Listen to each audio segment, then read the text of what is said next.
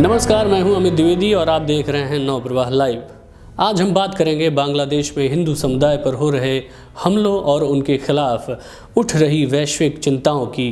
ये मामला न केवल बांग्लादेश के लिए गंभीर संकट बन चुका है, बल्कि भारत, ब्रिटेन और अमेरिका जैसे बड़े देशों में भी गहरी चिंता का कारण बना हुआ है।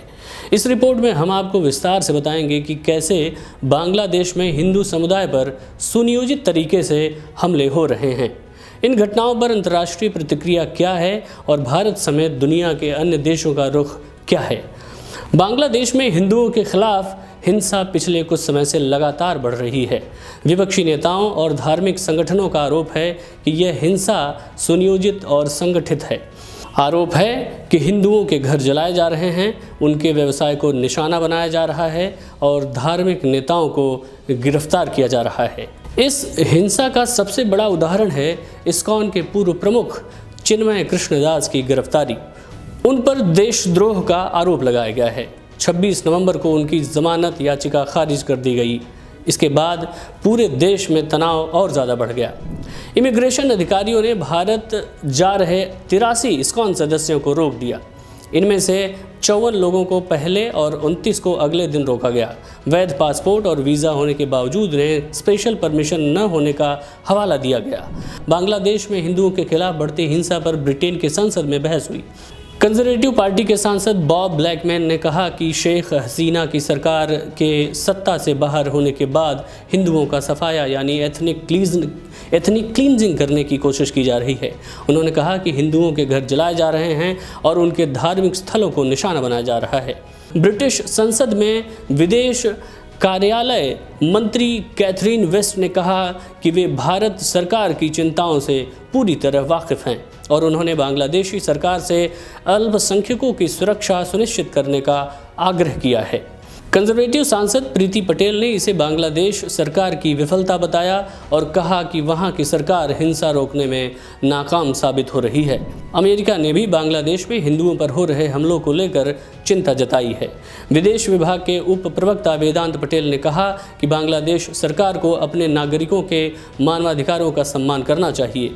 हिरासत में लिए गए लोगों को अपनी बात रखने का मौका मिलना चाहिए। उन्होंने यह भी कहा कि सरकार की जिम्मेदारी है कि वह अल्पसंख्यकों के हितों की रक्षा करे। हिंसा का यह सिलसिला यही नहीं थमा।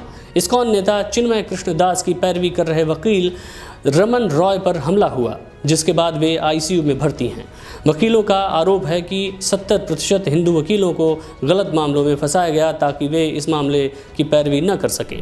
इसी बीच चिन्मय दास से मिलने गए एक अन्य धर्मगुरु श्याम दास प्रभु को भी बिना किसी वारंट के गिरफ्तार कर लिया गया। ये घटनाएं बांग्लादेश में हिंदू समुदाय की स्थिति को और ख़राब कर रही हैं।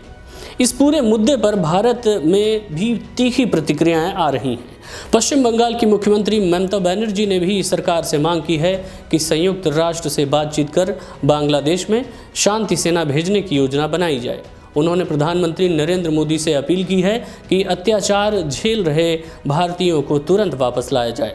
त्रिपुरा में बांग्लादेश के असिस्टेंट हाई कमीशन के कार्यालय पर तोड़फोड़ की गई।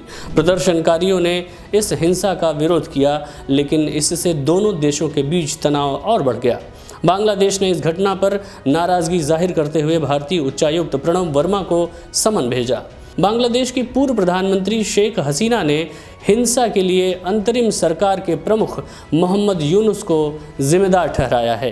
उन्होंने कहा कि यूनुस सरकार के लोग इस हिंसा के मास्टरमाइंड हैं। बांग्लादेश में हिंदुओं पर हो रहे हमले एक गंभीर समस्या बन चुके हैं। अंतर्राष्ट्रीय मंच पर इस मुद्दे को लेकर चिंता है, लेकिन सवाल यह है कि क्या हिंसा जल्द थमेगी? तो ये थी हमारी आज की खास रिपोर्ट। बांग्लादेश में हिंदू अल्पसंख्यकों की सुरक्षा एक बड़ा सवाल बन चुकी है। देखते रहिए नवप्रवाह लाइव। हम आपको इस मुद्दे से जुड़ी हर नई जानकारी देते रहेंगे। धन्यवाद।